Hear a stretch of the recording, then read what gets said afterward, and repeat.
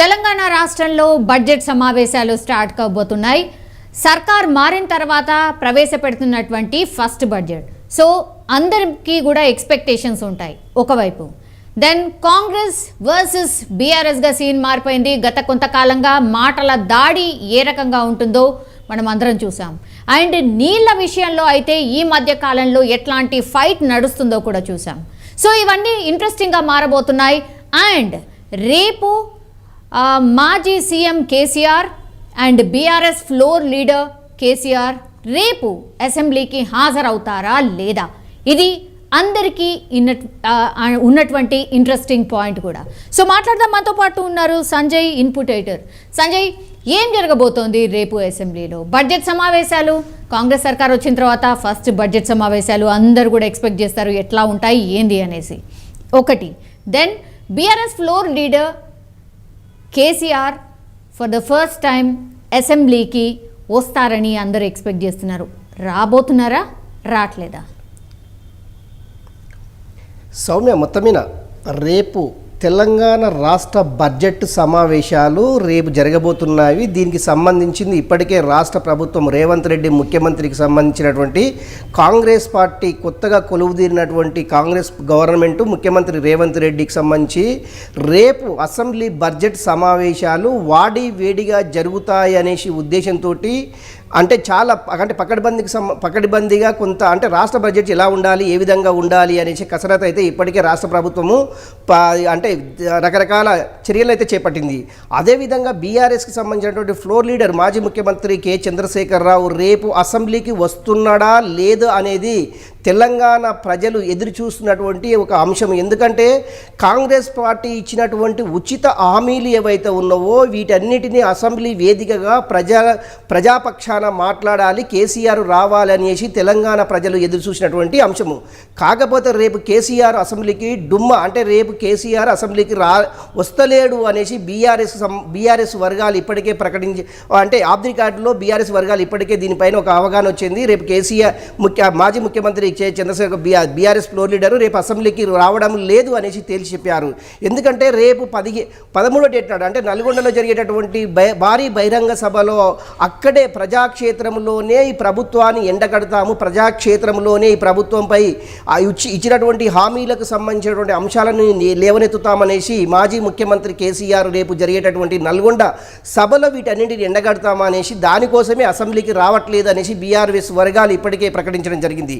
నిజంగా కేసీఆర్ రేపు అసెంబ్లీకి వస్తే ప్రజాక్షేత్రమైన ఒకటే, అసెంబ్లీ అయిన ఒకటే, ప్రజల కోసము ఎక్కడి నుంచి అయినా కూడా ప్రజల యొక్క గలాన్ని వినిపించడానికి అసెంబ్లీ నిజమైన వేదిక అనేసి ప్రజలు ఆశిస్తున్నారు. కానీ మాజీ ముఖ్యమంత్రి కేసీఆర్ మాత్రము ప్రజాక్షేత్రము అనేది ప్రజల మధ్యలో ఉండేసేసి చర్చలు జరగాలి, ప్రజల మధ్యలో ఉండేసేసి భారీ బహిరంగ సభ ఏర్పాటు చేసి ప్రజల కోసం ఏర్పాటు చేసినటువంటి ఈ ప్రభుత్వము ఎందుకు ప్రజల కోసము మేలు చేస్తలేదు? ఇప్పటి వరకు రకరకాలు ఇచ్చినటువంటి సూపర్ 6 గ్యారంటీలకు సంబంధించినటువంటి అంశము ఎందుకు అమలు చేయడం లేదు? ఇప్పటికీ 60 రోజులు గడిచిపోతుంది ప్రభుత్వం ఏర్పడి, ఎందుకు ఈ 66 గ్యారంటీలకు సంబంధించినటువంటి అంశము ఎందుకు అమలు చేయడం లేదు అనేసి మాజీ ముఖ్యమంత్రి కె చంద్రశేఖరరావు బీఆర్ఎస్ భవన్లో గత వారం రోజులుగా కంటిన్యూగా పార్లమెంటు నియోజకవర్గాలకు సంబంధించినటువంటి అభ్యర్థులతోటి సమావేశమై ఇదే డిస్కషన్. రేపు జరిగేటటువంటి పార్లమెంటు ఎన్నికలు కూడా రాష్ట్ర ప్రభుత్వాన్ని అంటే ముఖ్యంగా కాంగ్రెస్ ప్రభుత్వం ఇచ్చినటువంటి ఉచిత హామీలు ప్రజలకు అందకపోవడానికి ఏంటి రీజను, ఎందుకు విఫలమైంది రాష్ట్ర ప్రభుత్వం అనే క్వశ్చనే కంటిన్యూగా దీనిపైన ఎక్కువ చాలాసేపు డిస్కషన్ జరిగింది. కాకపోతే ఒకటి, ఇప్పుడు కాంగ్రెస్కి సంబంధించినటువంటి మంత్రులు కానివ్వండి, కాంగ్రెస్కి సంబంధించినటువంటి నాయకులు కానివ్వండి, అదేవిధంగా ముఖ్యమంత్రి రేవంత్ రెడ్డి ఎవరేమైనా కూడా ఇది 100 రోజుల్లో ఈ సూపర్ 6 అంటే 6 గ్యారంటీలకు సంబంధించినటువంటి ఈ 6 గ్యారంటీలకు సంబంధించినటువంటి 100 రోజులు అంటే ఇంకా కూడా 40 రోజులు బ్యాలెన్స్ ఉంది. ఈ 40 రోజుల తర్వాత ఇప్పటికీ 2 అమలు చేశాము, ఇంకా 6టిని మేము ఈ 40 రోజుల్లో అమలు చేస్తామనేసి కాంగ్రెస్ ప్రభుత్వం చెప్పగానే వస్తుంది.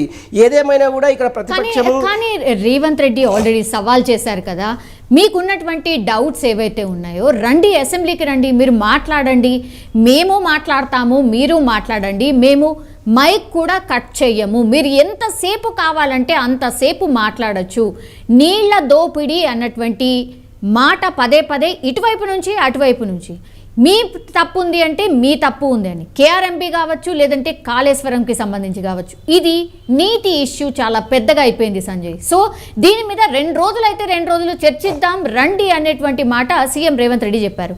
ఎందుకని బ్యాక్ స్టెప్ వేస్తున్నారు, మరి ఎందుకని వెళ్ళట్లేదు మాజీ CM KCR or floor leader of BRS party? Soumya, ఒకటి అసెంబ్లీలో అంటే ఫ్లోర్ లీడర్గా ఉన్నటువంటి కేసీఆర్ ఎందుకు అసెంబ్లీకి రావడం లేదు అనేది మనం ఇంతకుముందుకే డిస్కషన్ చేసుకున్నాం. ఎందుకంటే ప్రజాక్షేత్రంలోనే ఈ రాష్ట్ర ప్రభుత్వం అమలు చేయనటువంటి హామీలను ఎండగడతాము అనేసి మాజీ ముఖ్యమంత్రి కేసీఆర్ చెప్పడం అంటే బీఆర్ఎస్కు సంబంధించిన వర్గాలు ఇప్పటికే దీనిపైన ఒక క్లారిటీ చేసింది. కానీ ముఖ్యమంత్రి ఉన్నటువంటి రేవంత్ రెడ్డి అసెంబ్లీలో అంటే మీరు గతంలో చేసినటువంటి తప్పిదాలను అసెంబ్లీలోనే డిస్కషన్ చేద్దాము. అసెంబ్లీ అంటే ప్రజల కోసం ఎన్నుకోబడ్డటువంటి ప్రజాప్రతినిధులం అందరం అసెంబ్లీ వేదికగా చర్చలు జరిగితే వాటిని పరిష్కార దిశగా మనం అమలు చేయొచ్చు అనేసి ముఖ్యమంత్రి రేవంత్ రెడ్డి వీరికి ప్రతిపక్షాలకైనటువంటి హరీష్ రావు, కేసీఆర్ ఎవరైనా కానీ మీకు ఎంత సమయం కావాలంటే అంత సమయాన్ని మేము ఇచ్చిస్తాము, మీ మైకులు మీ గొంతులు నొక్కము అనేసి ముఖ్యమంత్రి రేవంత్ రెడ్డి దీనిపైన ఒక స్పష్టమైన ఆదేశాలు ఇవ్వడం జరిగింది. అదేవిధంగా స్పీకర్ కూడా రిక్వెస్ట్ చేసి స్పీకర్ని కూడా మీరు ప్రతిపక్షాలకు ఎంత సమయము వాళ్ళు అడిగితే అంత సమయాన్ని ఇవ్వండి అనేసి స్పీకర్ కూడా రిక్వెస్ట్ చేస్తామనేసి ముఖ్యమంత్రి రేవంత్ రెడ్డి చెప్పడం జరిగింది. కాకపోతే ఏంటంటే ప్రతిపక్షాలు ఉన్నటువంటి బీఆర్ఎస్ నాయకులు కావచ్చు, బీఆర్ఎస్ ఫ్లోర్ లీడరు మాజీ ముఖ్యమంత్రి కేసీఆర్ కావచ్చు, ఎవరేమైనా కూడా రేపు అసెంబ్లీలో వీటన్నిటిపైన డిస్కషన్ చేయాలి అంటే సమయం సరిపోదు అనేసి ఒక వంక పెట్టుకొని తర్వాత ఏంటంటే వీళ్ళు మాట్లాడే మధ్యలోనే ఎవరికి రాష్ట్ర ప్రభుత్వానికి అనుకూలంగా ఉన్నప్పుడు మైకులు ఆన్ చేయడము, రాష్ట్ర ప్రభుత్వానికి వ్యతిరేకంగా మాట్లాడినప్పుడు గొంతులు అది మైకులు మూగబోయడం చేయడము, ఇలాంటి వల్ల అసెంబ్లీలో మాట్లాడడానికి రాష్ట్ర ప్రభుత్వం అధికార పక్షంలో ఉన్నటువంటి కాంగ్రెస్ ప్రభుత్వం అవకాశం ఇవ్వదు అనేసి బీఆర్ఎస్కి సంబంధించినటువంటి నేతలు కావచ్చు, అదేవిధంగా బీజేపీకి సంబంధించినటువంటి నేతలు కావచ్చు, ప్రతిపక్షాలకు సంబంధించినటువంటి నేతలు ఎవరైనా సరే అధికార పార్టీ ఎప్పుడైనా కూడా వాళ్ళ సైడే ఎక్కువ సమయం కేటాయిస్తారు కనుక ప్రజల కోసం ప్రజల సమస్యలపైన అసెంబ్లీలో మాట్లాడడానికి ఇది సరైన వేదిక కాదు. ప్రజాక్షేత్రంలోనే ప్రజల కోసము ప్రజలకు ఎన్నుకోబడేటువంటి ప్రభుత్వం పైన ఎండగట్టడానికి ప్రజాక్షేత్రమే మంచి అవకాశము, మంచి సమయము అనేసి మాజీ ముఖ్యమంత్రి కేసీఆర్ ఆయా నాయకులతోటి చర్చించినట్లు సమాచారము.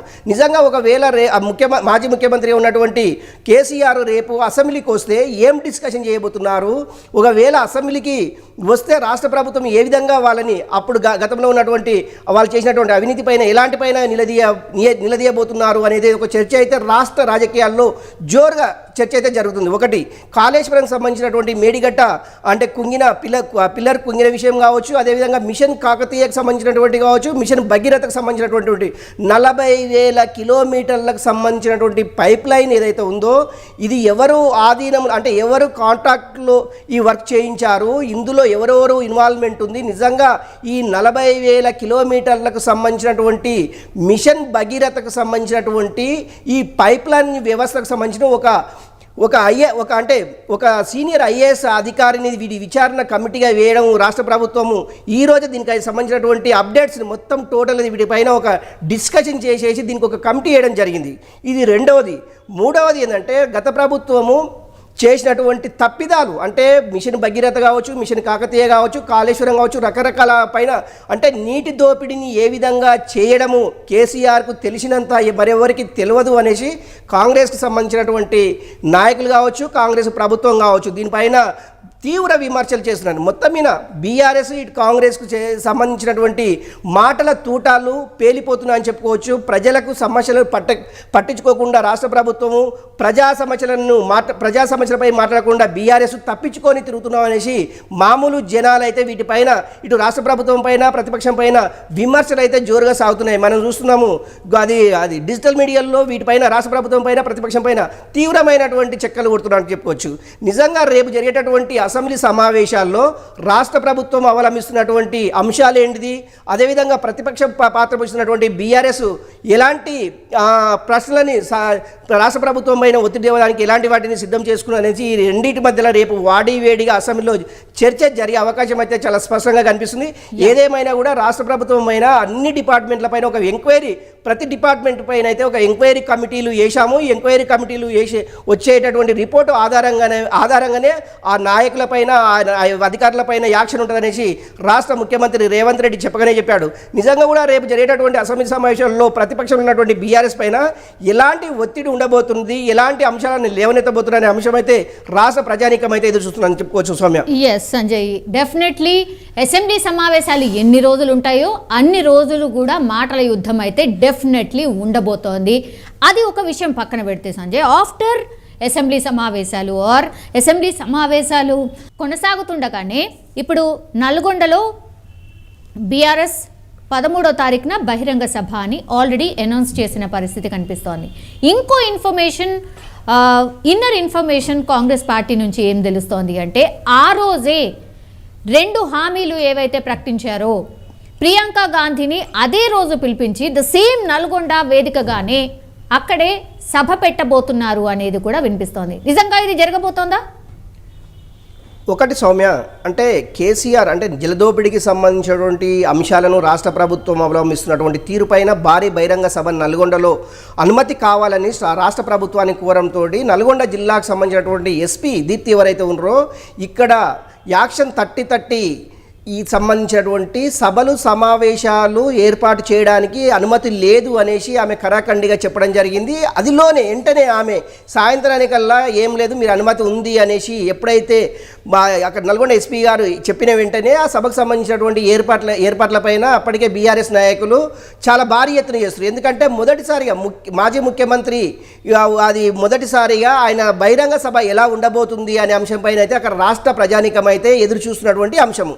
ఒకటి, కేసీఆర్ మాటల తూటాలు అందరికీ తెలిసిన విషయమే. ఆయన అంటే నిజంగా కూడా రాష్ట్ర ప్రభుత్వము ఇచ్చినటువంటి హామీలపైనే మెయిన్గా ఫోకస్ చేసేసి 6 గ్యారంటీలకు సంబంధించిన అంశము నల్గొండ భారీ బహిరంగ సభల్లో ప్రజావేదికగా ఈ ప్రభుత్వాన్ని ఎండగట్టడానికి కేసీఆర్ చేసినటువంటి ఈ బహిరంగ సభని అని చెప్పుకోవచ్చు. అందులో భాగంగా అదే రోజు ప్రియాంక గాంధీ అంటే గతంలో ముఖ్యమంత్రి రేవంత్ రెడ్డి చెప్పినట్లు రేపు అంటే ఈ 500 రూపాయలకు సిలిండర్కు సంబంధించిన అంశం ఏదైతే ఉందో దీనిపైన వీటన్నిటిపైన ఇప్పటికే కసరత్తు మొదలైంది. కసరత్తుకు సంబంధించినటువంటి రాష్ట్ర ప్రభుత్వం ఒక ప్రణాళిక తయారు చేసింది. ఈ ప్రణాళికల్లో ఎంతమంది సబ్సిడీ గ్యాస్కు అర్హులు అనేది మొత్తం లిస్ట్ అవుట్ చేసింది. లిస్ట్ అవుట్కు సంబంధించినటువంటి ప్రియాంక గాంధీని నల్గొండ జిల్లాకు పిలిపించి నల్గొండ జిల్లా నుంచే ఈ 500 రూపాయల గ్యాస్ సిలిండర్కు సంబంధించినటువంటి ఆమె చేతుల మీదుగానే మహిళలకు అందించే కార్యక్రమాన్ని రాష్ట్ర ప్రభుత్వము అలా యోచిస్తుంది. ఒక్కటి.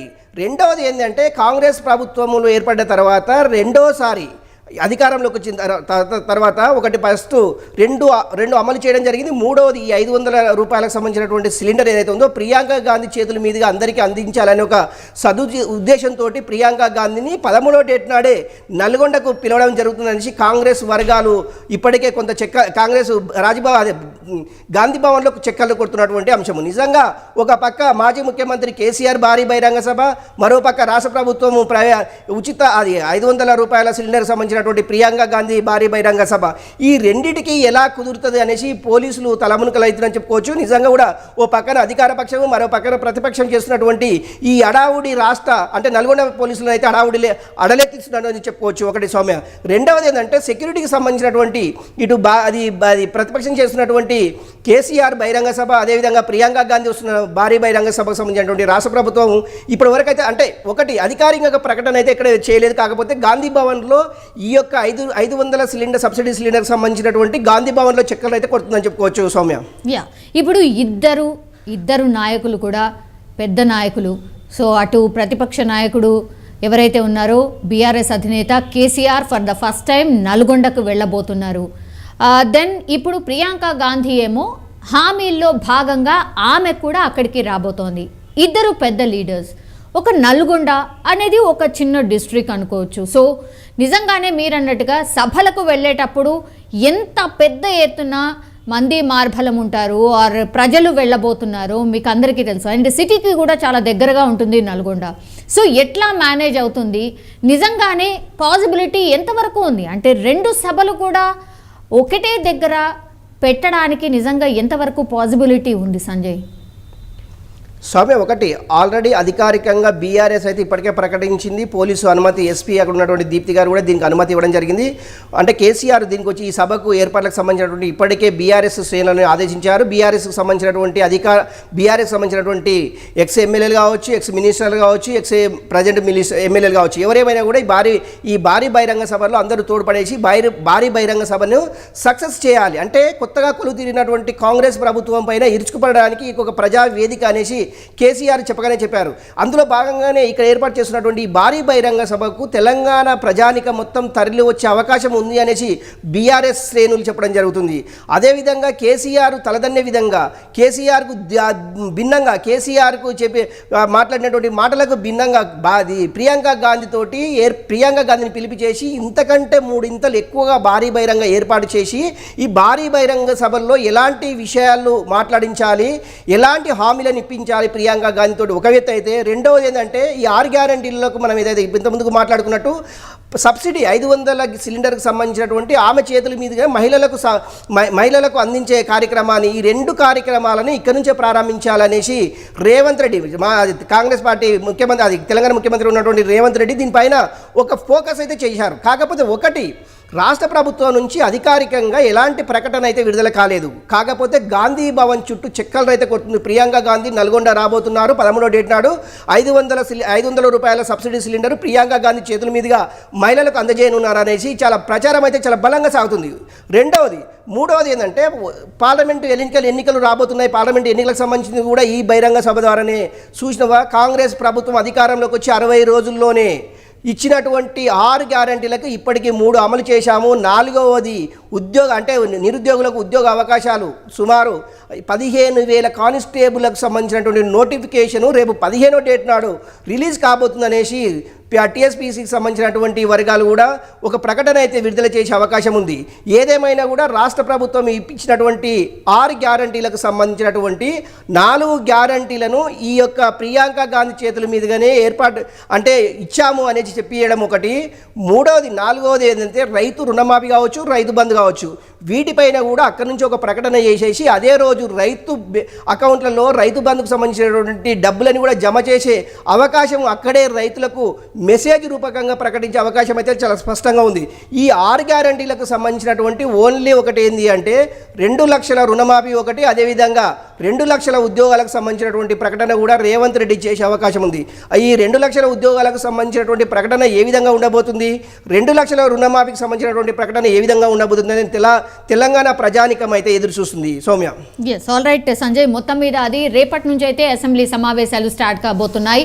మరి బీఆర్ఎస్ ఫ్లోర్ లీడర్ కేసీఆర్ హాజరవుతారా లేదా అని అంటే చాలా మట్టుకైతే హాజరు కాకపోవచ్చు అనేదైతే మనకు ఉన్నటువంటి ఇన్ఫర్మేషన్. అండ్ ఆ తర్వాత నెక్స్ట్ జరిగే నల్గొండ బహిరంగ సభలో అంటే 13th రోజు ఏదైతే బహిరంగ సభ బీఆర్ఎస్ పార్టీ ప్లాన్ చేసిందో ఫస్ట్ అనుమతి లేదన్నారు, ఆ తర్వాత అనుమతి ఇచ్చేసాము, సో మీ ఏర్పాట్లు మీరు చేసుకోండి అన్నటువంటి మాట చెప్పారు. సో దీంట్లో కూడా ఒక స్ట్రాటజీ ఫాలో కాబోతోంది కాంగ్రెస్ పార్టీ. అదే రోజు ప్రియాంక గాంధీని తీసుకొచ్చి